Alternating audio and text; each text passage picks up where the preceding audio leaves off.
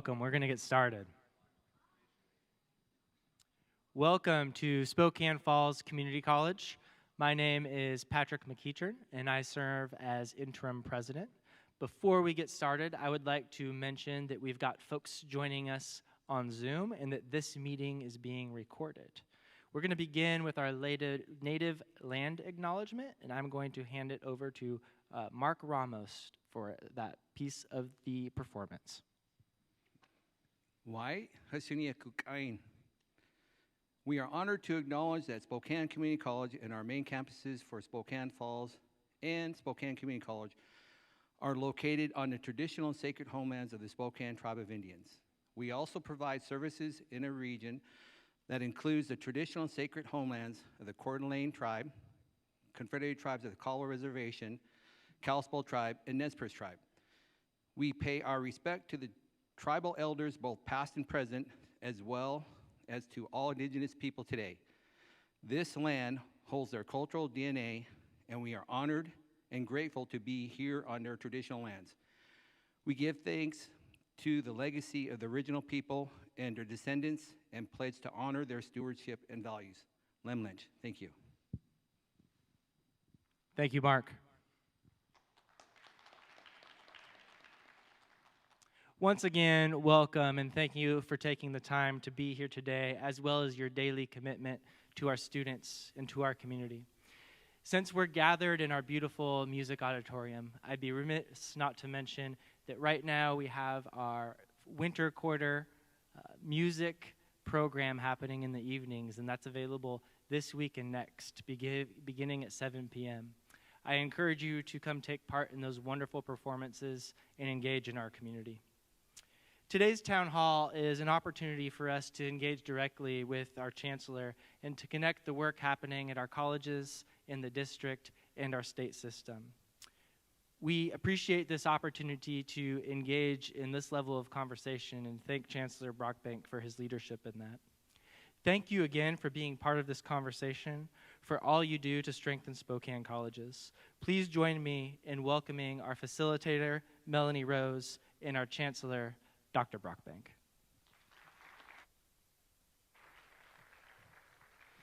Thank you, President McEachern. Welcome, everybody. Thank you all for being here for this town hall meeting. Our format today is going to align with our most recent town hall on January 22nd. We're going to start with brief remarks by Dr.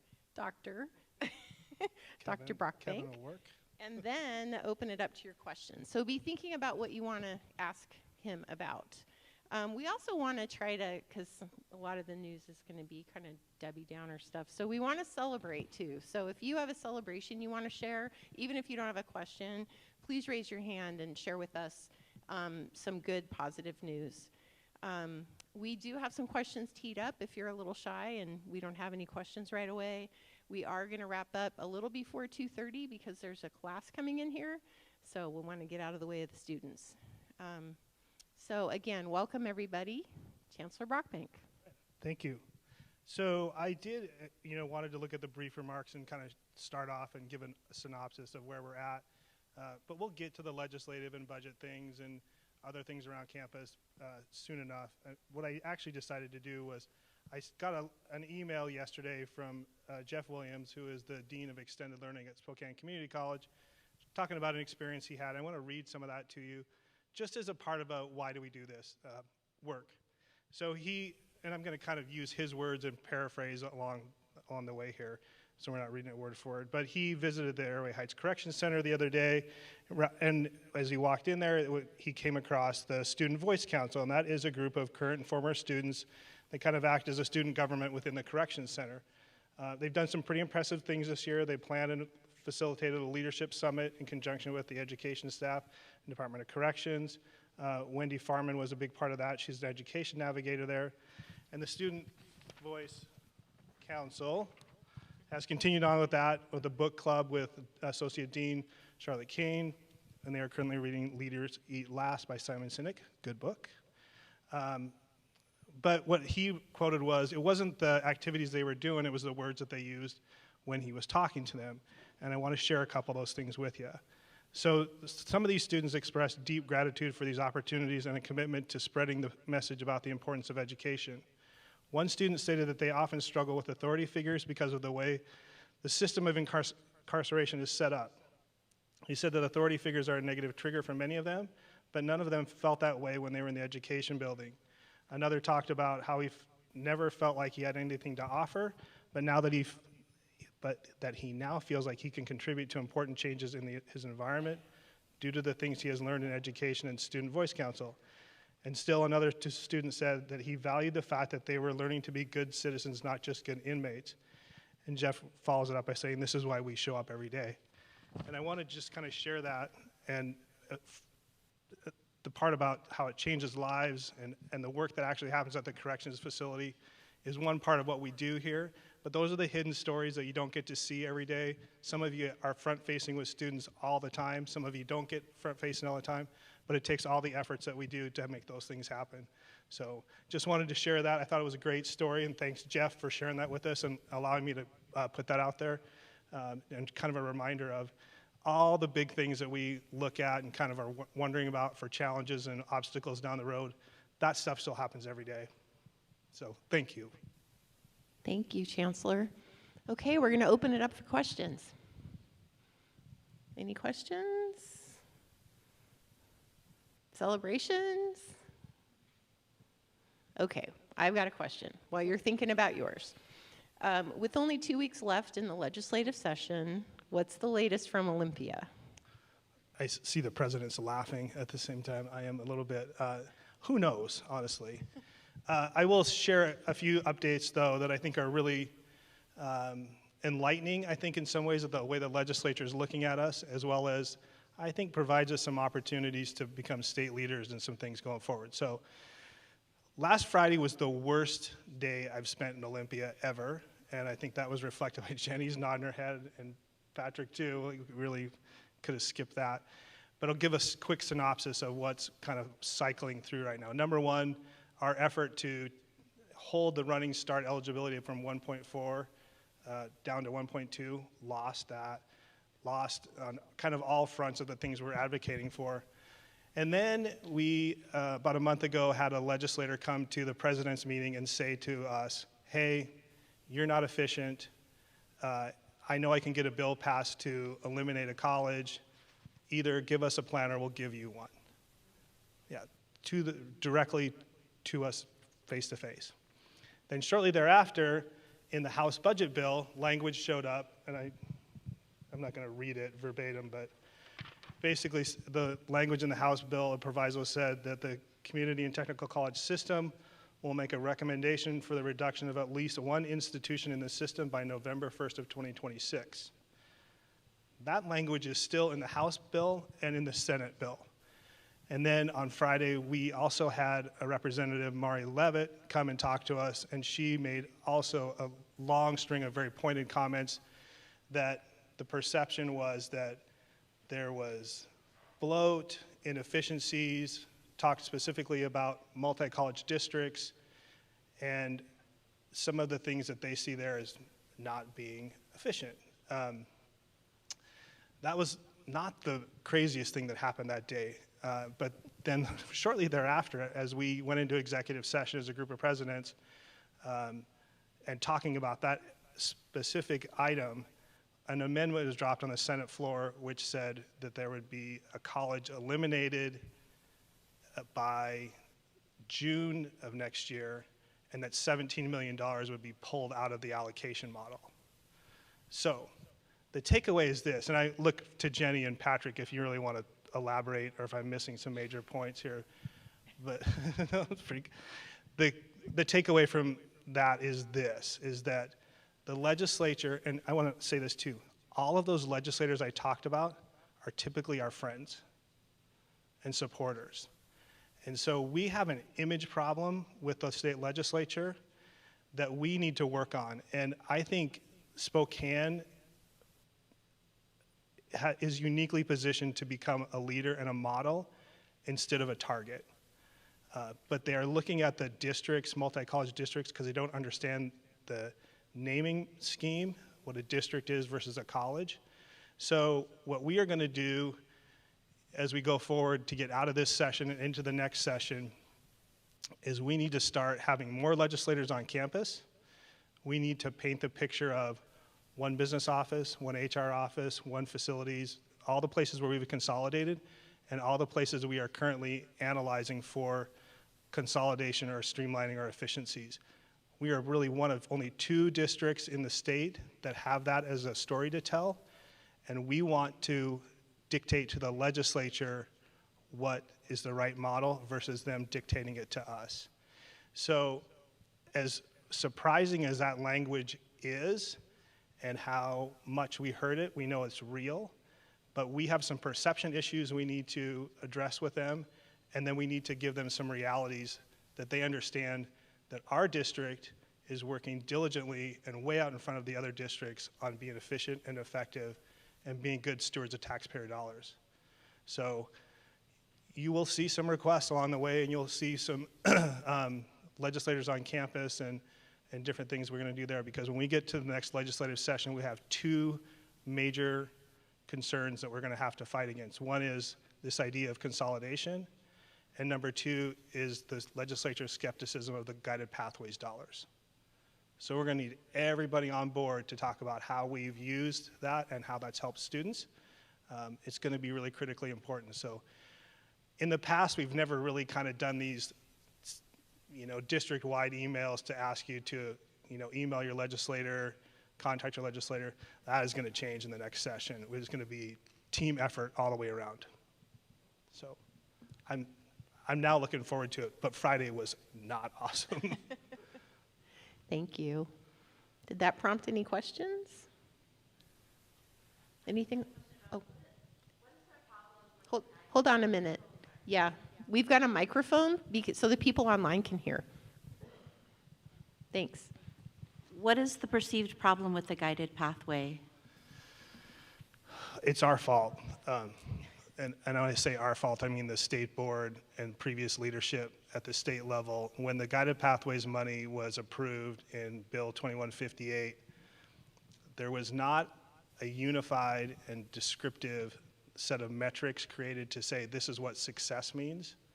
And so we distributed money, the state board distributed money to colleges with under this general idea of guided pathways is great, and here's some things like, well, we know what all the different components are of guided pathways. So, but every college applied it differently.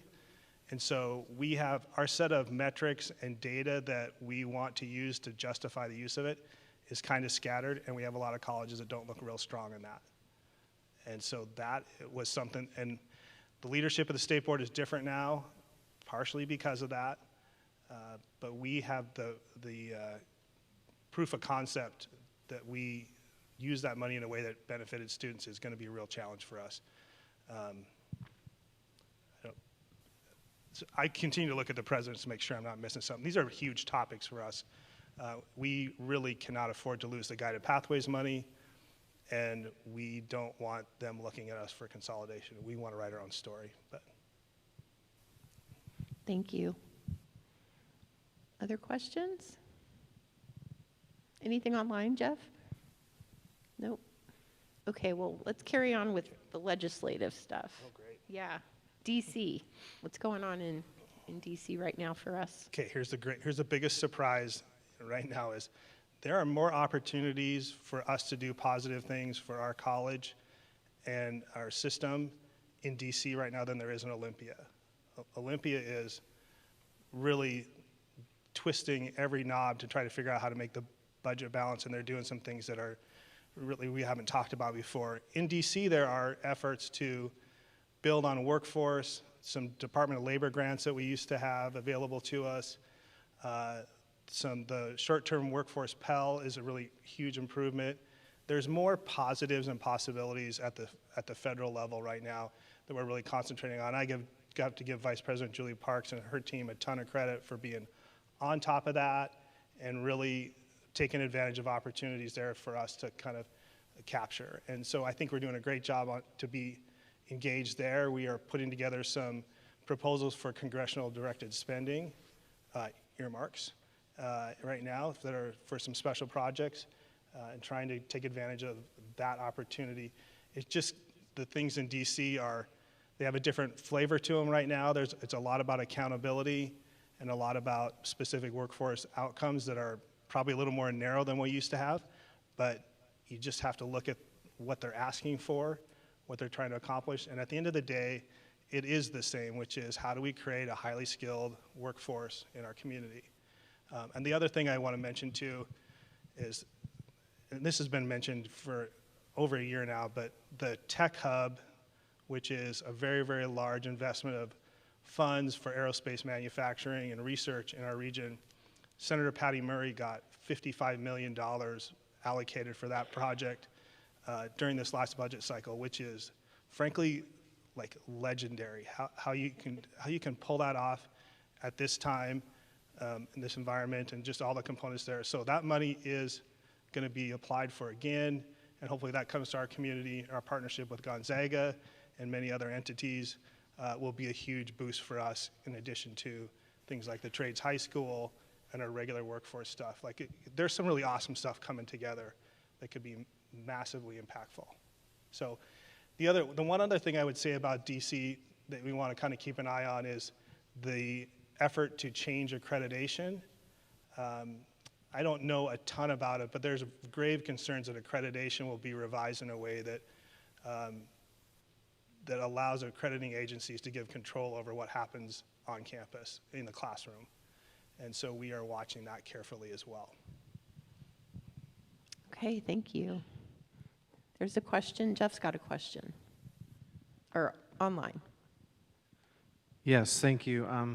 It's from Austin, and it says, in an increasingly competitive higher ed landscape, what is our strongest competitive advantage, and how are we leveraging it to attract and retain students? That's a good question. I think our strongest advantage is the fact that we have a service area that's urban and rural. We have a bigger, just have a more variety. Where we serve 12,000 square miles, there are colleges on the west side that serve 20 square miles, and that's really limiting to them. Their ceiling is not very good. And we do have a lot of opportunities. It's kind of a double-edged sword. At times, the diversity that we have across the two colleges and the emphasis in fine arts and trades and ABE and ESL and transfer and all the different things. Like we're the most diverse community college district in the state. And I think that's not an exaggeration. But that also, we have things sometimes where we get big wins here, where we're getting a big loss here. And so either they counter each other out, or we lose the advantage to big wins. So our diversity in our community and our service region, and the fact that we've got a history of doing all those things at scale, is our advantage. What we have to do at this point, and we have some conversations lined up here very quickly, is we have to kind of pour gas on the promotion and marketing and awareness and exposure to our opportunities here as an institution singularly. That goes hand in hand with us talking to legislators about what our value is. And for those of you who read the op-ed that we had published this week, that talks about the value of the college in our community as well. But we also have to make sure that we are never, well, how do I want to say this? We just can't let up for a single second right now. And one of the parts of that I haven't talked about yet is there is a general society, well, a perspective in society that education's too expensive, it's not worth the time and money, I can do just as well by not going to college. And that narrative's out there. It's kind of like, well, you don't have to go to college. What it's implying is that you shouldn't. And I will tell you, and I'll say it in any public forum, that's a very short-sighted look at what the data will tell you. The reality is that if you want to be in a position to build a retirement, have health care, buy a house, pay taxes, all those things, your best chance is to have a college degree. All the data will show you that. And I have been in sort of preliminary talks with presidents of other higher ed organizations in our region and some other organizations about the idea of us coming together and as a consortium start to change the narrative in our region about the idea that college is worth it. You do not go into debt when you come to our college. It's not crippling debt that is what part of the messaging at a federal level. This is the best option for people to advance themselves and to get into a career and to be successful. I think it's, I mean, I stutter my way through it because I just can't believe that anybody doesn't believe that. So, but if the messaging to our young adults is, you don't need to go to college, okay, but tell me what's going to be the better option. And we've stayed silent too long and let that narrative continue to grow. And I'm frankly kind of tired of it. And I think we need to step up and start fighting back. And so that will be something I continue to work on over the next month to see if we can get everybody on board with that messaging and that effort. I just think that message does a disservice to people who need advice based on real data. If you can't tell, I can ramble about that for a while. Thank you. Other questions or celebrations? There's one over here.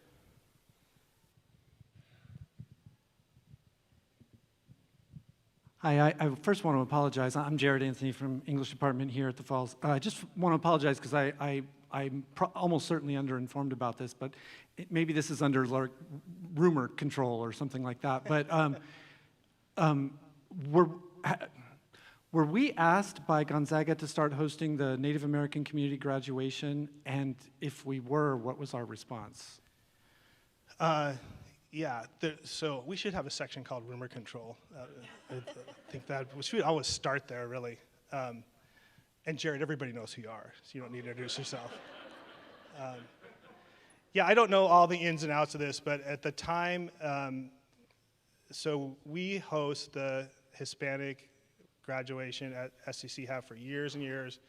And the Native American graduation has, for as long as I know, has been at Gonzaga. And I don't know what the series of events were, but at some point there was an option for it to be at one of our colleges. And I was part of it, and there was a little bit of decision making. At the time, with where we were with some of this federal criteria, what's the word I want to use? Some of the federal things identified as being up for punishment specifically is graduations that are limited in participation. And so I want, in an ideal world, to have all of those community graduations on our campuses. At that point, Jared, it was just a decision about how much exposure we wanted for this year. And so I think it is back at Gonzaga. I don't really know the behind the scenes how it potentially was going to maybe come to us, and had never talked to the president of Gonzaga, which I would like to do if we end up taking that at some point too, just out of common courtesy. But I think that's changed since that interaction, with the Department of Ed dropping their appeal of the DEI ruling. I think that opens ourselves back up to be able to do the things we know are right and frankly not harmful to anyone, and celebrate students regardless. So this year not, but maybe next year. Yeah. Thanks for the question. Other questions?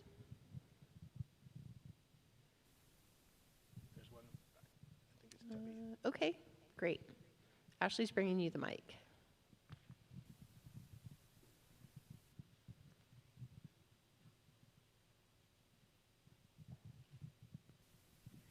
Hello. This question is from Priya. As we move into budget reductions, can you please share the criteria that Cabinet will use to determine which budgets are reduced, and if those decisions will be prioritized based on the strategic plan alignment? Yeah, that's a great question and a good clarifying question. There's a variety of places that happens. So right now, both colleges have a budgeting process where that's discussed, and how it happens at SCC is different than how it happens at SFCC versus how it happens at the district office. Those three pillars still have some autonomy in budgeting and use different criteria that fits the operations and the function of what happens there and just the program mix and different things. So part of that happens locally. As budget presentations happen, and I think that's maybe towards the end of March, we sit down and we run all those presentations through the cabinet to kind of look at what people are doing strategically to reduce those budgets. And there are a couple things we use there. One is absolutely would be the strategic plan. But secondly, we have a list of guiding principles that were created in the budget committee, the budget advisory committee, which we call BPAC. So criteria for reductions of budgets comes from multiple places. It's specific to the local unit. It's captured in budgeting principles at the district level. And then I would tell you too, there's just some common sense that goes into it too, which is, hey, here's a budget that hasn't been spent in the last year. Why would we fund that again? So we move it out of there. Most of the things we look at, I have to tell you, whether we reduce or eliminate or adjust or modify different things, the reality is that all the things that have no value here, we've already taken care of that. We're in the business right now of making hard decisions, looking at long-term sustainability, considering people. All the easy stuff is kind of off the table so far. I think we feel like we've done that and done that with as much care as we can without impacting individuals. We are getting down to some tight stuff now. And as the legislature tries to finish up, what we have our fingers crossed is that we don't get a different kind of reduction than what we already anticipate happening.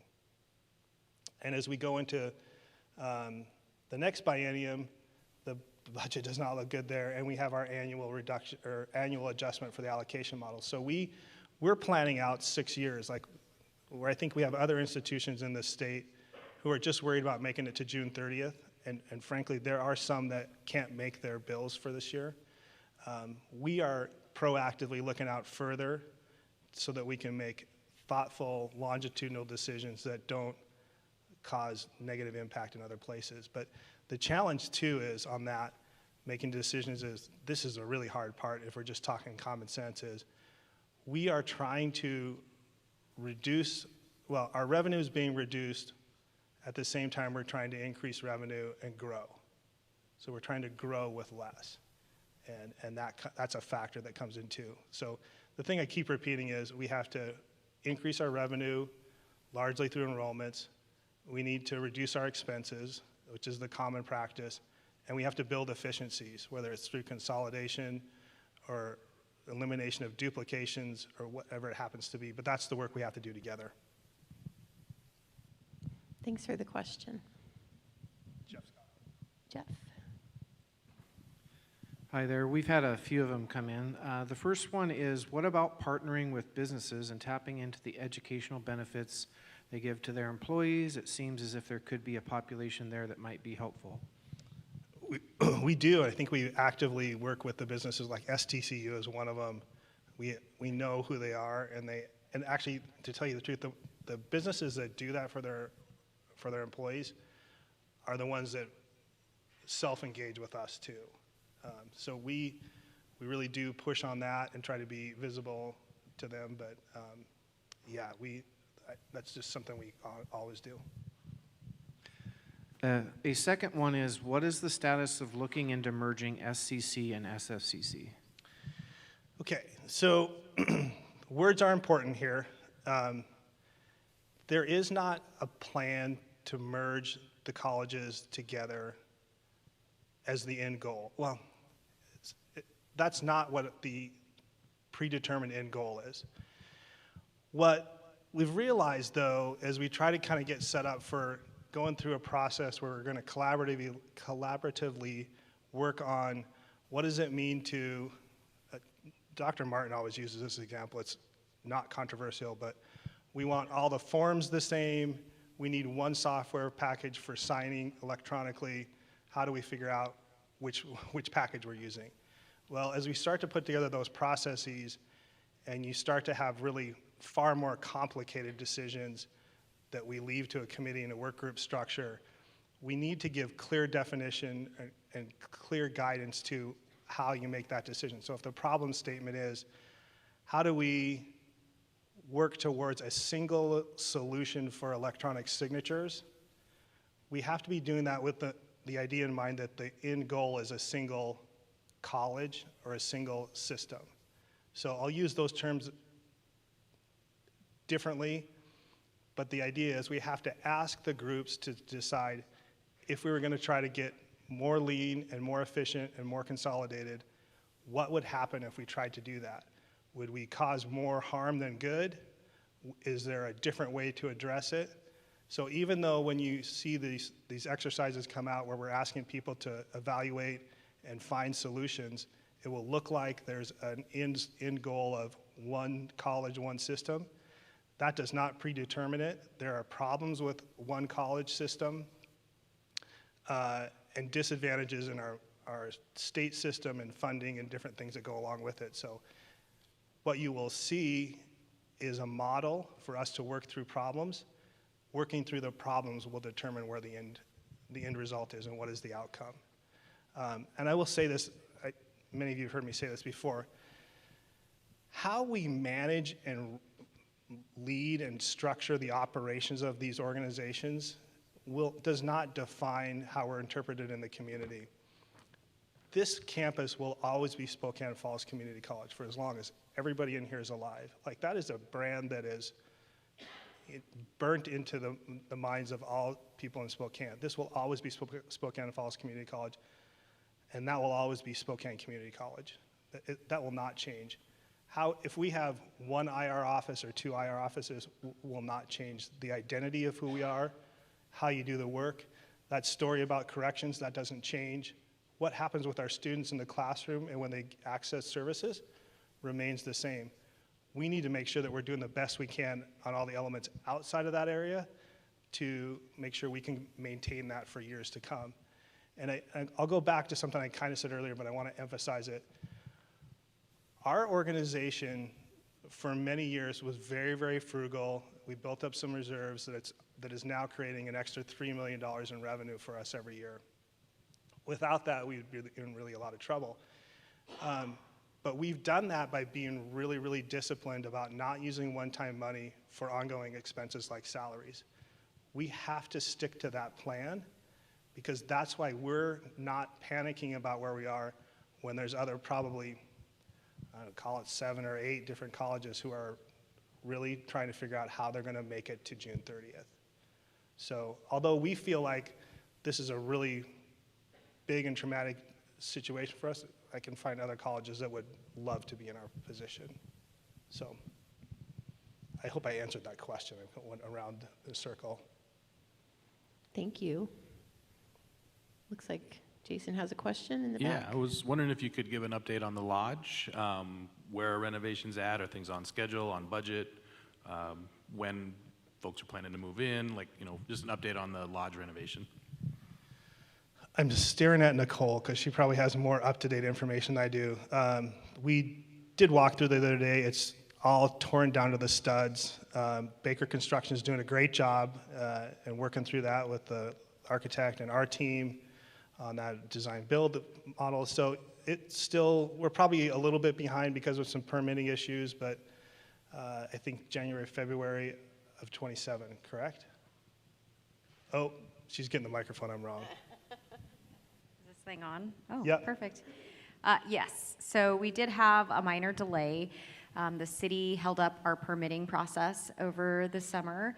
And so they finally issued the delay, and Baker Construction issued a change order, adding somewhere around 86 days to the contract, which then pushes substantial completion from end of year 26 into beginning of 27. So I think the new revised substantial completion date is January 22nd.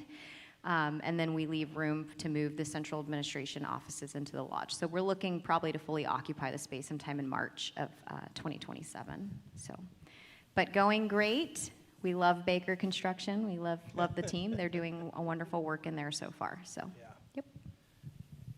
Yes, it's a pleasure to work with Baker Construction after our other recent project where we had a contractor who was not good. But so the question, appreciate that, Jason, like we're excited to move out of downtown and get everybody back on the college campus. I will reiterate this statement that I made kind of at the very beginning of becoming chancellor is we profess to be this mission-driven institution, and we have folks who are located in a place where they can spend the whole day and never see the mission, never see a student. Like, we're liars. And we don't need to spend $500,000 a year to be downtown. We're going to take that lease cut and apply it to our budget cuts, move back on campus, and get connected to what's really important. Thank you. Jeff's got a question. There is another online question. How helpful are the optics of Building 1 remodel at SCC? I understand it comes from a separate fund, but has the timing been considered with the current image problem? Would you consider it on hold? No, I would not consider it on hold. And President Martin, if you want to make some statements too, you can run up here and grab the mic. But it is one of the parts of this when we are going through budget challenges is we also have to spend money to keep ourselves moving forward. And that facility and that situation really needs it for a variety of reasons. And Dr. Martin is more passionate about it, and so I'm going to turn it over to her. Yeah. Here we go. Thank you for the question. So the Building 1 remodel is something that's been in the works for over a decade. Previous presidents started saving money for this project because of the knowledge of the north-south corridor going through our campus. So there has been intentional saving of funds that has been set aside for the project, as well as deferred maintenance on that part of the building, which is the front door of our campus, as well as some very intentional work over the last decade to move programs out of that space to make room for our student services in that space.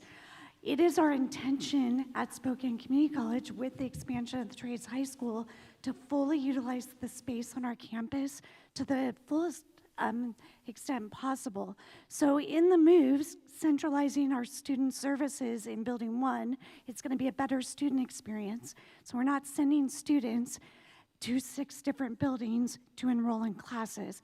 It's highly inefficient, it's not good for students, and it impacts our enrollment. So there's times where you have to invest money to improve the student experience, which is going to be a benefit to our entire campus and our entire community. So these are not funds, like Chancellor Brockbank said, these are one-time funds that have been saved over years. These are not our state operating dollars. These are not allocated for salaries. These have been saved for this project in particular. And it's going to be an exceptional front door to our campus that desperately needs a front door to our campus. So thanks. So for those of you who have been around a long time, some of those funds that were saved, that started with Scott Morgan. He kind of snuck a bunch of money away, and that's where it started. So it's one-time funds, and it's important for the overall operation. The other thing it does is it provides space for some of the functions at River Point to move back onto campus too. So there's some dominoes there that help save on lease costs at downtown.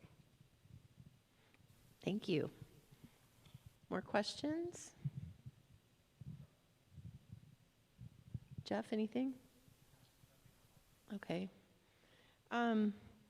You talked about, in your recent email, you talked about, and you've touched on this already, building a Vision 2033 for Spokane colleges to help address the complexity of the allocation model adjustment. Can you share more about your vision and what's happening with that work? We used the term Vision 2033. I just made that up. We're going to drop that. That's just some Kevin nickname.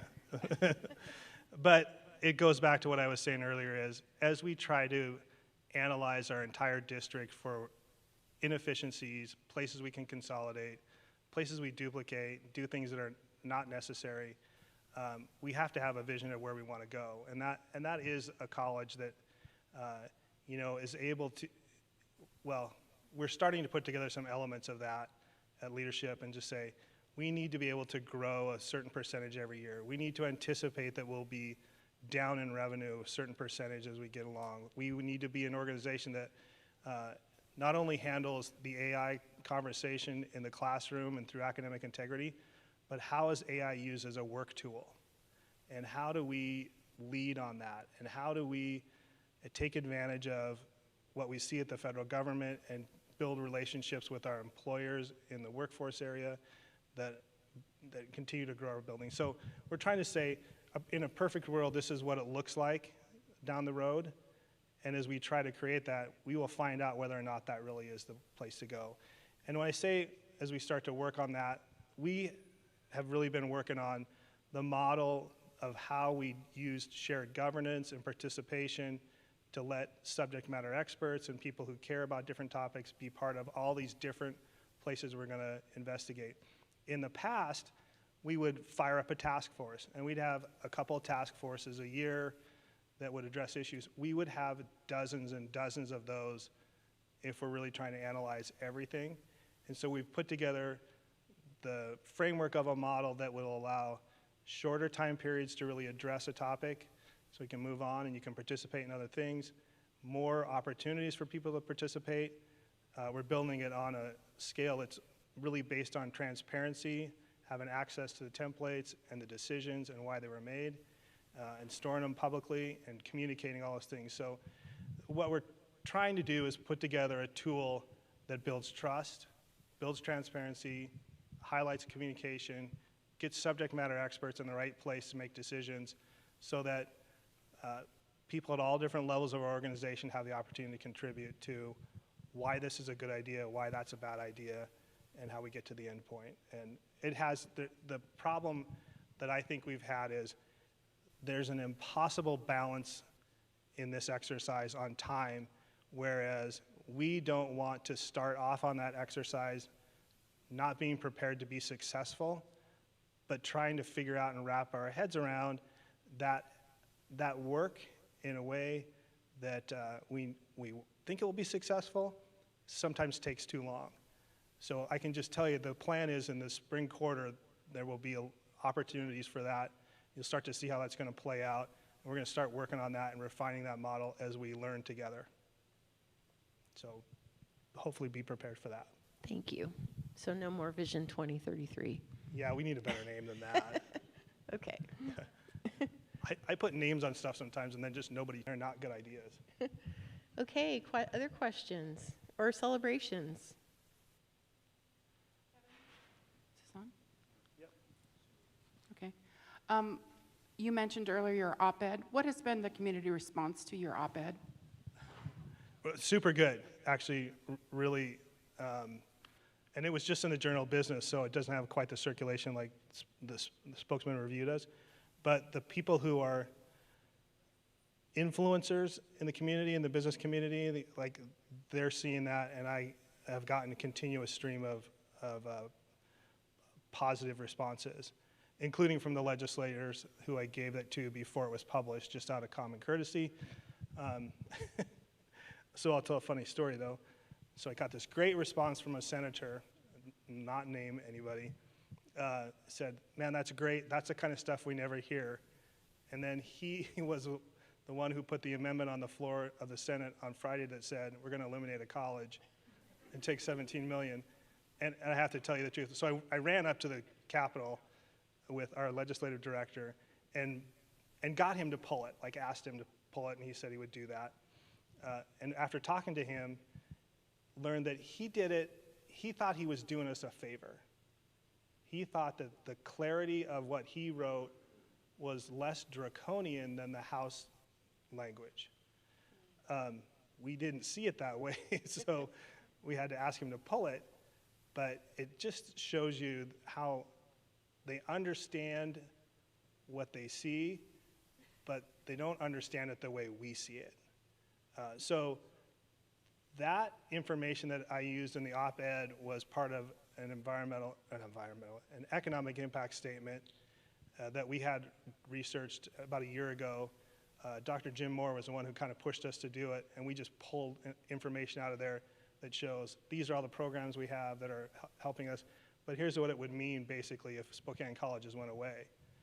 millions and millions of dollars in revenue and connected jobs and all those different things. And so it really resonated well, and I'm going to fire that thing back up right before the session starts next time in the spokesman review. Noted. But it'll be longer. It'll be longer. Okay. So, quick question, Earl. So you guys have been out at the state legislature, and I know they're talking about ways of saving money, but have they been able to identify why we're in such a deep hole as a state? Is this public record? I can give you some narrative. This is not Kevin's narrative, but just kind of what you hear. And I think you can validate a lot of it is there were a lot of programs and commitments made to fund programs while the revenue was going up and when CARES Act money was coming in during COVID, and you're funding ongoing projects with one-time money. We talked about that a few times today. What happens is you run out of money, and then you're just standing at the edge of the cliff, and you have to figure out a way to do it. So either you eliminate the program, or you generate more revenue. So the millionaire tax, the rating of pension funds, there's a variety of different things that are happening that are just look like a combination of different maneuvers to make the ends meet, but that won't be sustainable because really it's all based on the idea that we will continue to increase in revenue as a state, and we've already lost that. It's already out the door. So one of the examples is, and this is a really tragic example for us and our community, but doesn't get talked about as much as some of the education stuff just because of the audience we typically have. But for our Head Start program, we're able to provide full-day Head Start because of the Working Connections Child Care Act, which in the governor's budget was drastically reduced, and it did not come back in any of the budget proposals. And so what that will mean, and I don't have numbers off the top of my head, but it means that our Head Start students and parents will have less access to full-time daycare. And what I will always tell you, well, I'm going to make a long circle around to answer that part of the question, but when I started working here, I always wondered, why do we have Head Start as part of our organization? We do 0 through 5, and then grades 13 through 16 in different cases. And here's the reality of it is that Head Start is a workforce program. And here's why, is because those students have no other way to level the playing field. And if you don't put people in a position who are under-resourced and underserved in many cases on a pathway to success, they will probably have a hard time catching up forever. And we have administrators in our district who are Head Start kids. I have relatives who are Head Start kids, and everybody speaks highly of it. But their kids are one part of it. The other part of it is the parents. So if you go to Policy Council, which is one night a month where there's a group of parents who do some governing and policy work, you can tell that without Head Start, those individuals would not have an opportunity to engage in our education system or potentially go to work, whichever thing they choose to do. And when you take full-day Head Start away, everybody who's got a kid knows this, is you drop your kid off, and feels like 10 minutes later, you got to turn around and go get them. And that does not put those parents and adults in a position to advance themselves under that model. So all the things, so to answer your question, Tim, there's just a million different things that we all find as value added in our state if we're considering everything, and there's not enough money to pay for it. And so you have to reduce expenses too. And as hard as it is for us and the things that we think we're going to have to adjust to, we got treated better than the four-year regional universities, better than the University of Washington, better than WSU. We're in a better shape, better condition than Gonzaga's having some troubles as well. So our challenge is hard for us, and we're not going to diminish that at all. But the governor did semi-protect us a little bit in, as you compare us to other organizations. But I think the next session is going to be harder than this one. Thanks. Jeff? Yes, there is another online question. How will our long-term strategy balance the need for fiscal restraint with the necessity of remaining a competitive employer to ensure our students continue to receive the best possible support? And we did talk about that a little bit earlier, and that is the double-edged sword. It is really counterproductive or counterintuitive to say we're going to eliminate some of our resources, but grow in power and strength and viability. That's the ultimate question we'll have to wrestle with every single day. And to Debbie's question of what criteria do we use, that's going to be part of it too. Like, how does this contribute to revenue, enrollment, student success, versus how much does it cost, how much does it generate? Like, that's the constant question. There is no answer for that question yet, but it is the number one challenge. Thank you. Anything else?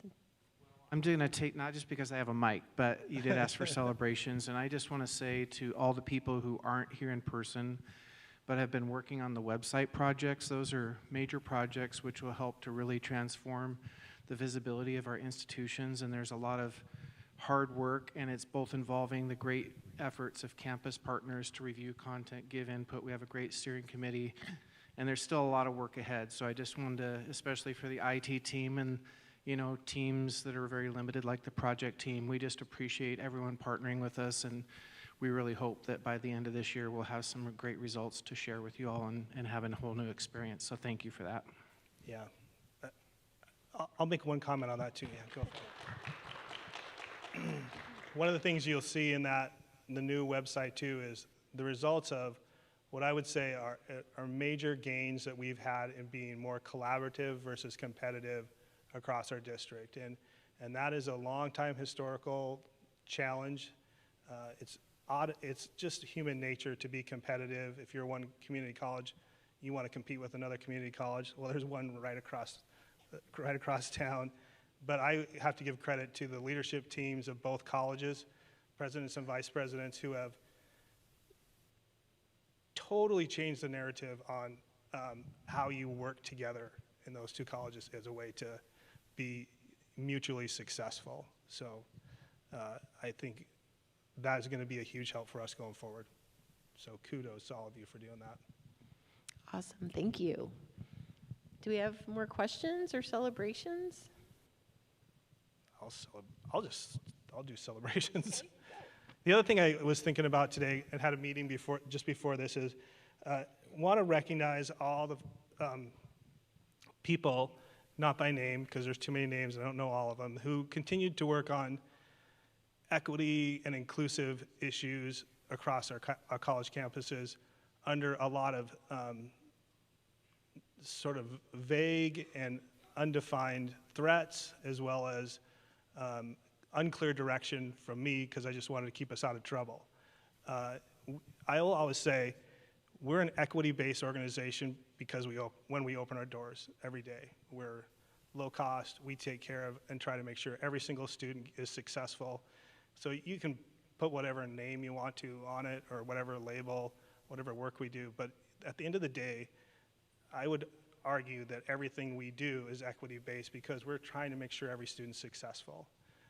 And then the work that individuals have done at both college DAGA committees, the district DAGA committee, under really unusual circumstances, and like I said, undefined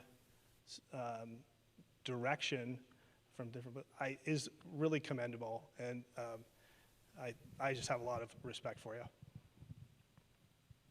Awesome, thank you. Speaking of celebrations, let's talk about the Trades High School.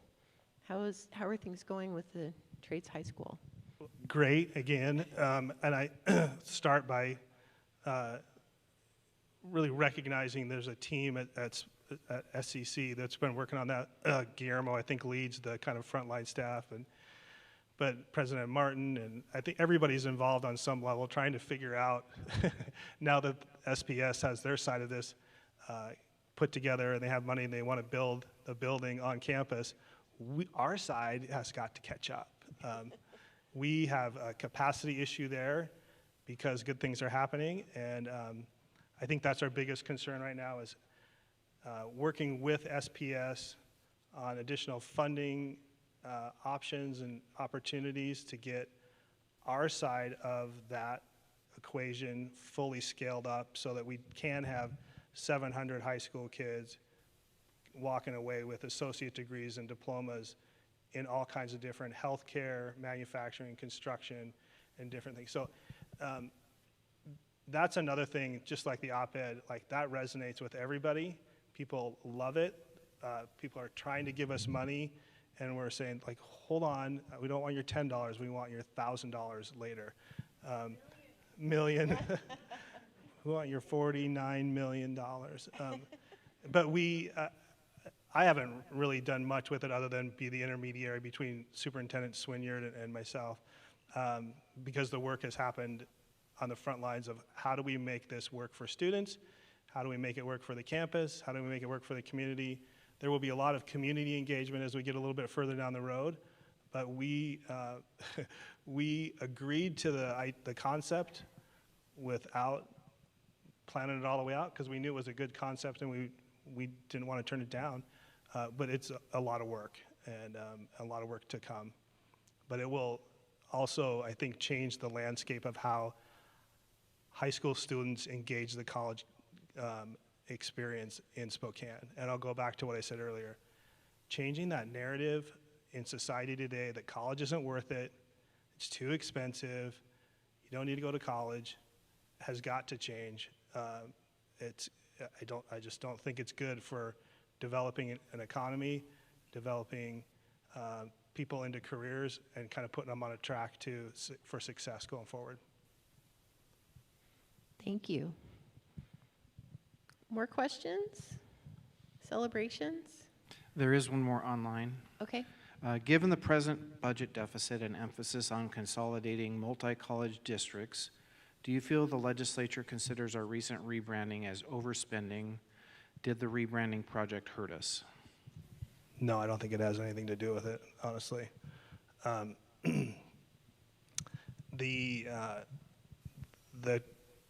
The very pointed comments we heard straight from legislators were things about Seattle district, some mention of Spokane, but the idea that if you go to the west side, we have two colleges that share an off-ramp on I-5.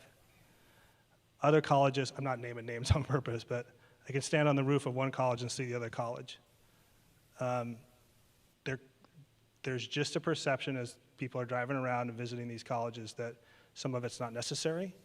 And it's not in logos, it's in physical appearance and data. Thank you. I think we have a question over here.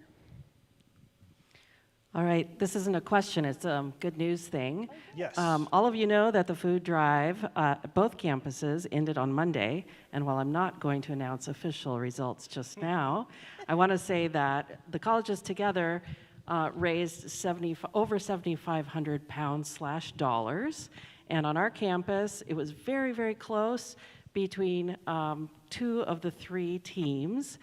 You'll find out tomorrow who won. Teaser.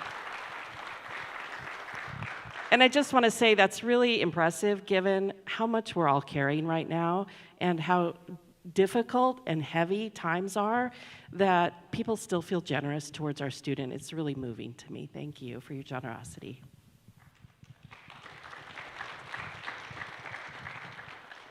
Thanks, Bonnie. So stay tuned, I guess, for tomorrow. Okay, other questions? I want more rumors. Rumors? Everybody's laughing because they each have one. Rumors? Anything else online, Jeff? Oh, sorry. Can't see very well. Yeah, we can't see anything up here, No. honestly.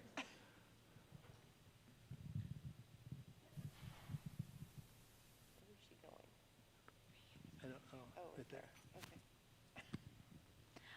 So I kind of have a rumor. I came from Gonzaga, and I was involved in conversations about creating a kind of pathway for GU students who leave GU because they're not able to have success there, and then creating a pathway here or at a community college where they can kind of continue their education and then hopefully ease back into GU. I was just curious about if you've heard about those conversations. Are they still happening? Totally true. So that's actually a funny story is that, so my wife works at Gonzaga. She previously did some counseling here at Spokane Falls Community College and is probably more talented than I am, but wasn't interested in some of this work. But anyways, so she's a director of advising at Gonzaga, and through our conversations in the kitchen, as we all know, our spouses should be on stipends for the problems they solve. Just talked about she is part of the group that does dismissals for underperformance of students and recovery.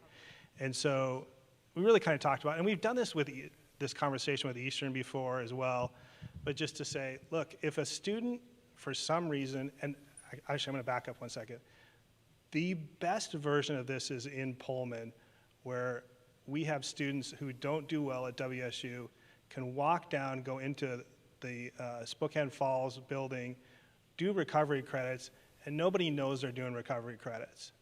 They walk off to class, they go back to the dorms, like it's pretty awesome. There's no stigma with it. So we started talking about it. It was passed along to the provost. I sat down and had a drink with him. And then we just turned it over to the smart people who know really what's going on. So it's basically a superficial, we should do this while I know who's going to actually do the work. So there have been some conversations and a proposal put together that I think they call Confluence. And the idea is the students who are dismissed from Gonzaga would find a pathway here.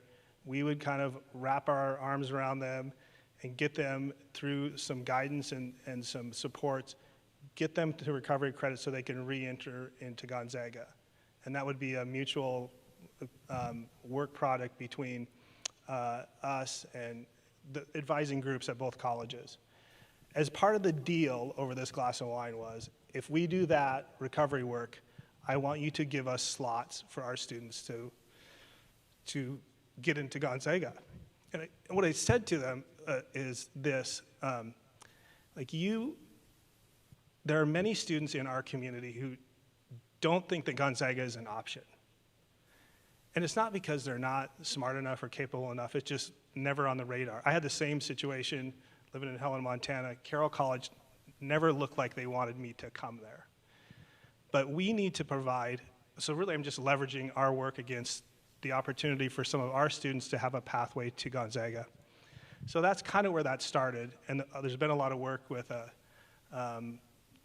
the advising groups at both colleges, like Laura Woods here, Joanne, and Piper, and Megan, I think, at SCC, putting that together. So the other part of the story, so this great rumor, by the way, is I met with President Passerini the other day for the first time formally.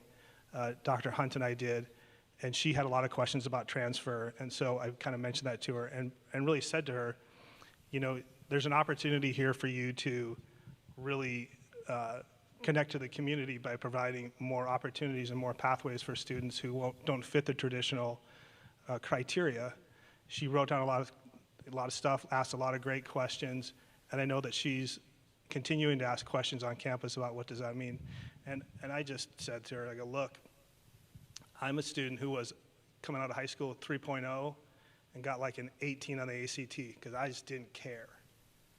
But my ceiling was easily good enough to be at Gonzaga, but like things happen to our students, and our students have so much adversity, whether they go through, you know, they have issues with abuse, they have family issues, fiscal issues. We know that they all have some story to tell that doesn't fit the perfect mold of coming straight from high school into that organization. And I'm just going to kind of keep pushing. She was lovely, by the way, and very complimentary of our work, is really putting us out front on connecting with them on the tech hub, and it's going to be a great relationship. But I want to see our students be recognized for their potential instead of their GPA. Awesome. I have no idea if it'll come together like that. That's probably really preemptive for me to talk about like that, but I thought it was important. Thanks for the great rumor. Jeff, do you have a question? Yes, one question following up on Building 1, and I don't know if the Chancellor wants to answer it or President Martin, but what is being placed into Building 1 on SCC? What's the question? What services or offices are being placed into Building 1? Sure, it's a consolidated space for our student services functions. So our admissions registration, our Sasquatch One Stop, financial aid, our outreach, dual enrollment. So it's meant to be a place that students can receive all the support necessary to enroll. And so it's the one-stop spot. Our second floor will have our disability access services as well as our writing center. Thank you. Questions? There Jeff's is got one. another one. There is one other one with the hashtag rumor. No, it doesn't have it. But on the rumor front, I love that. Started. I heard a rumor about labor cuts and also recent classified surveys asking about a reduction of labor in connection with increase in services. What does this mean for classified staff? I don't know anything about a survey. Okay. The idea of labor reductions or RIFs are premature. I mean, we're having a lot of conversations about how we're going to make the budget work for this year, and that may end up meaning position or not filling positions or retirements and different things. There's a lot of ways to capture it, but there is no universal. There's no plan to take 5% of the workforce away or anything like that. That is a rumor. Straight rumor. So while we're on that topic, how are we addressing vacant positions and retirements right now? So compliments to, in most cases, this has happened between the two colleges. We've had some retirements and some vacancies that have opened up the opportunity to have those kinds of discussions about what would it look like if these two offices were combined. And currently, we're looking at that under dual enrollment and outreach, institutional research and institutional effectiveness, workforce transitions, and I'm missing one. Or did I get them all? That was it? Okay. And so they've been given charges and they're working together. And here's what the emphasis is on that is, it's really easy to say, and it's happened here before too, where we just say, this is what we're doing, you folks go over there, we'll take that money away, and good luck, we'll work it out. What we've done with these advance notices is done the work to say, what would it look like if these two areas were combined, and what are going to be the negative impacts? I think that's one thing that our district has done a terrible job of in the past, is not talking about what the negative impacts are when you make changes. We just do it and then hope that it works out okay. And I think that's our humanistic sort of look at, like, we need to watch what happens with the people and how it impacts our students along the way. Thank you. Questions? There's one in the back.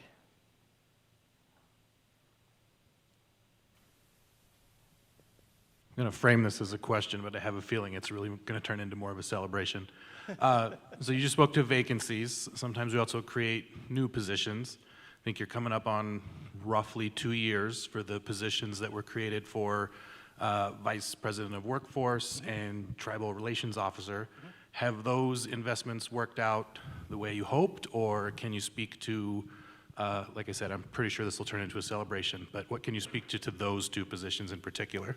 Yeah, there's some incredible successes in those, and just a ton of room to continue to grow. So I think it is a celebration of a great start, and the vision kind of coming together, but with a recognition that we're just figuring out what the level of opportunities are that are left. And like on the workforce side, 'cause I know Julie's here, I just have a ton of respect for her ability to navigate the community, to build relationships, to get us back in the fold as the preferred workforce provider in this region, and for her to point out to us in a very candid way that we don't have what we need to make ourselves to go from here to here. And that is really one of the values of when we bring in folks from outside is they're not biased about where we're good and where we need to continue to grow. And that world is really complicated, and we couldn't have done that without Julie and her team and where they're at, and I just think the potential there is unlimited. So love that part of it. And the work with Naomi Bender, Dr. Naomi Bender, and the tribal relations work, I'm super pleased with the fact that we have a tribal advisory council put together, second official meeting coming here in spring. One of the things they'll do is go to the lodge and start talking about how do we accurately reflect the history of that building, as well as working with all the tribes on natural resources. I think we're working towards our second tribal summit, which she's put together with a variety of people. Her relationship and partnership building is invaluable as well. And so, but once again, we're building a reciprocal relationship there that I think you can, the vision originally is greater than it was, but I am super pleased with our connection to the local tribes and what the potential is for some of our programming that fits into their needs. So yeah, I think that's absolutely a celebration of some people that, you know, are talented, real talented. Thanks. Nope. Oh, you look like you had a question, Jeff. Okay, other celebrations or questions? I think we're going to wrap up a little early, give the students time to get in here. So one more final question for you, Chancellor. As we close this town hall meeting, what direction would you like to give to our employees here in the music auditorium as well as online? I thought about this about midway through, and this is the really unfun part about the last 12 months is, in the interest of being transparent and clear and helping people understand the challenges ahead, we just continue to drill away at this budget issue and the choices and positioning ourselves, and it's exhausting, and I don't like doing it. I'd rather talk about other stuff. I'm frankly talking about rumors was way more fun than that today, and would love to continue to do that. But if we don't, I feel like if I'm not sharing with you the updates and the reality, then I'm not doing I'm not doing our organization justice of talking about what we're going to be required of shared governance and participatory governance and teamwork of solving this. And the other part I would want to say is just take that in context a little bit and realize that's my effort to keep those messages clear and accurate and fresh. The second part is the way I started this, which is we cannot lose sight of the fact that all that great stuff continues to happen every single day.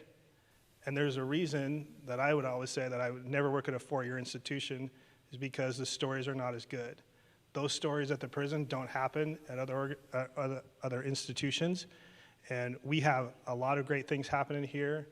The trades high school, the moves and the facility changes, our ability to demonstrate what a leader we are in the state when we get to the legislature. I just think those things get overshadowed pretty easily with bad news, and we need to dwell on the good stuff we do and not lose sight of that going forward, because this is a pretty awesome place, and like I said earlier, I could find you 7 presidents who would absolutely run in front of a bus to have our situation over theirs. And we have the opportunity to continue to be leaders even though we have some challenges. So stay positive. Thank you, and thanks everyone. We've got one more town hall coming up in May. We've picked up the pace a little bit this year just because of the transparency and making sure that you're informed about what's happening. So thanks so much. Everyone have a great day.